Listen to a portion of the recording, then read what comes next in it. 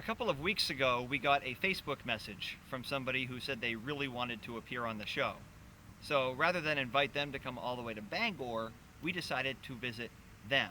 They don't know we're coming, they don't know we're here, and we don't really know why we're here, but we thought we'd surprise them. So we're in Augusta at a place called the Red Barn, which apparently has great food and great people, and we're going to pop in and surprise them right now.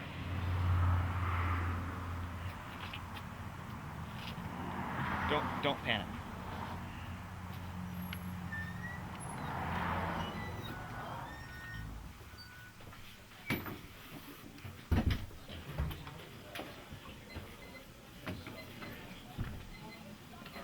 $11.94.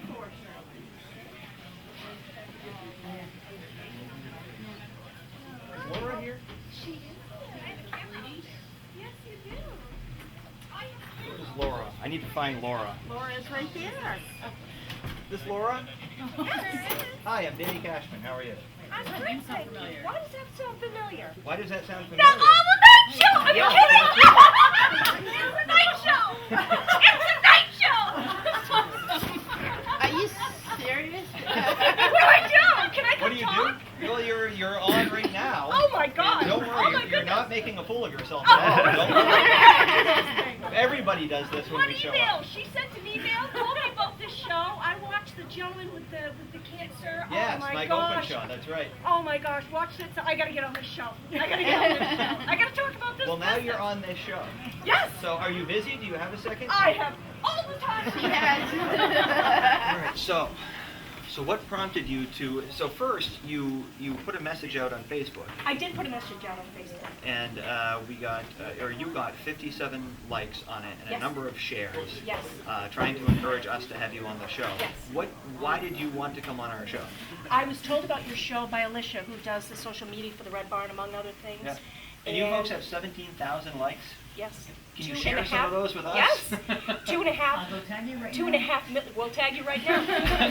2.5 million friends and fans. Wow. I mean, every like is 270 people, voices, friends, every news feed. Uh-huh. So this business, because I was struggling and have struggled way more than I've succeeded, this business for 33 years, I was just getting by, doing the same thing that every main business does, which is struggle. And we just kept struggling, and the weather was a problem, and the availability, the perishability of the product got to the point where I just couldn't compete. I couldn't compete with every billion-dollar budget out there. Right. Every big chain that opens up takes another piece of the pie, and I just found myself really, despite all my best efforts, not being able to make ends meet. Uh-huh. So I said, there was one Friday snowstorm in November 2009. Where is everybody? Well, it's snowing. It's 16 inches of snow, and warning all over the TV screen, save yourselves. I'm sitting in front of the computer screen in a dark dining room. So where is everybody? Well, there they are. That's where the birth of social media and Red Barn, because I'm a tech phobia person. I don't know anything about the stuff, but I understand that going and talking and doing what I'm doing right now, and I'm pretty good at it. I got a lot to say, a lot of passion. I'd like to talk to people and shake their hands and tell them how wonderful this business is, but I don't physically have that. I can't Right. do it. Facebook, if I can put my face out there, put a brand behind the face. If you like me, you like my product, and just keep beating on the tops of people's minds. Just keep trying to get on their minds. I did a trivia contest in the snow that day, and I got into people's heads that day, and my business doubled the day after that. So I said, oh, I'm onto something. That's great. I kept making it the subliminal, that if you don't know how it's measured, but you know when it works. And I said, oh my gosh, I'm onto something. It got to the point where I was almost hoping for a snowstorm, so I could impact people. And everybody loves to win something. Oh, yeah. And they thought about it. They agonized because they're answering these trivia questions, winning a basket. They can't get it until tomorrow. And you just fun little things like that. Community giving was a huge piece that I was missing because I wasn't making any money. I couldn't give any money back. I opened the doors. Benefit Mondays. I just gave all the food away for 2 hours on Monday in November. Huh. And then I did it again, and I did it again. Every Project Grad, every high school, every this and that, every boosters, Colonial Theater. We did hundreds of these. We gave away hundreds of thousands of dollars, fast approaching $450,000, and I don't have any money. So how does that work? Well, it works if the people come back and give you the business, and then you can give it back. And there's this great dance that we've got going on with this community, and it stands out to people. It stands out. I love this business. I've always loved this business, and it has been so trying at times. You work 33 years, 20-hour days for no money. Who would do that to themselves? I wouldn't think about not doing it again.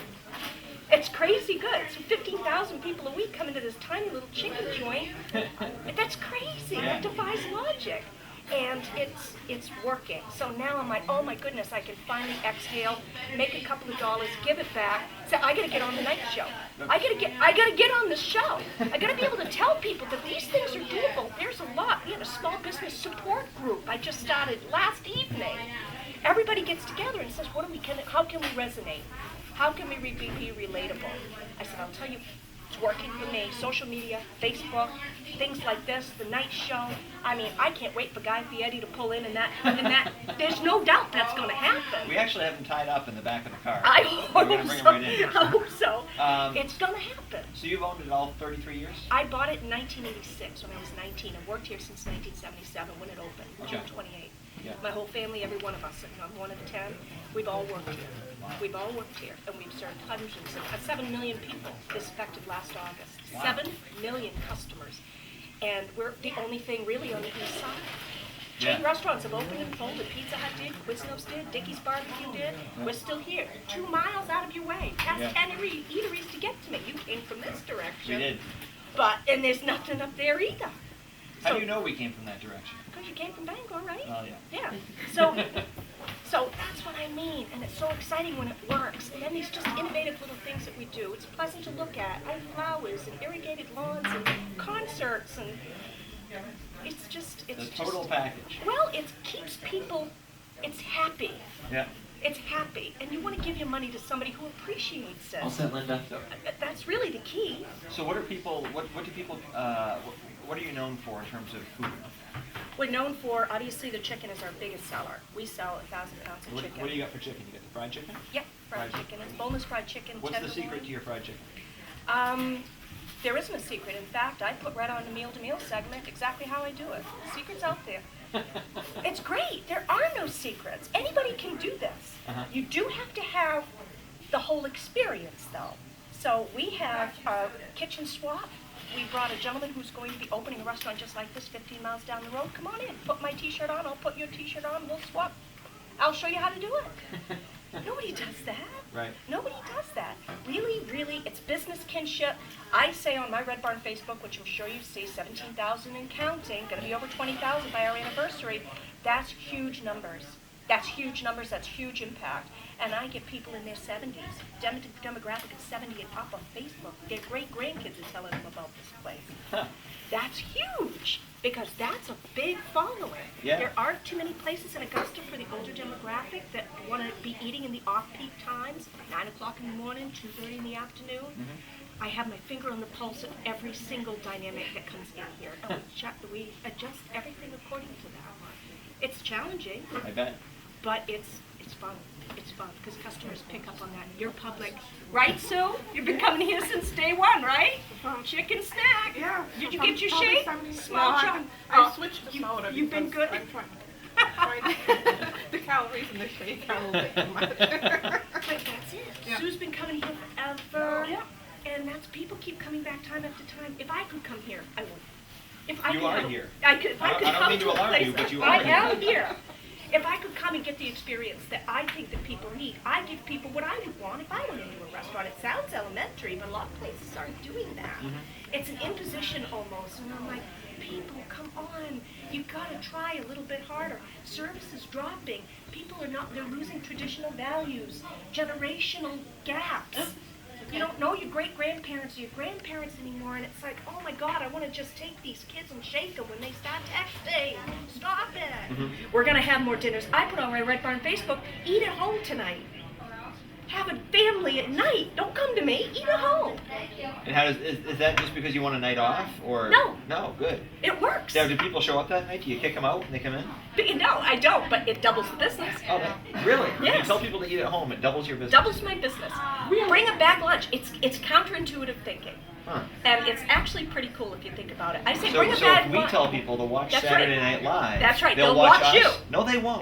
They will. They won't. If I have anything to say about it, they will. You should say something about it. I Because you will have say something about 17,000 it. people that watch you. Our Yes. Facebook page, by the way, is 1,600 1,600. strong. I know.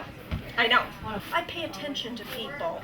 So how do you People have need it to be- ready before she gets out of her car? I know what she's. It's I know what scary she's to gonna- me now that you know where we came from and you know when she's going to be here to have her. Do you have tracking devices on your customers? Eyes in the back of my head. I'll see reflections of reflections. I'll have my back to the customer. If I'm on the grill, I'll look in the microwave and that reflection off the Coke cooler, and I can see who's coming through the front door.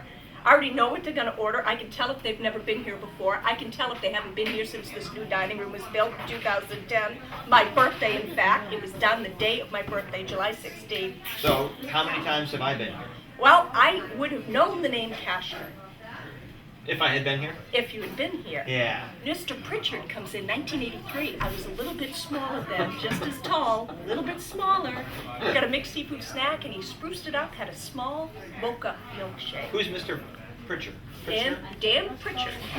So, he didn't show up, moved out of town, quite obviously, showed up 20 years later.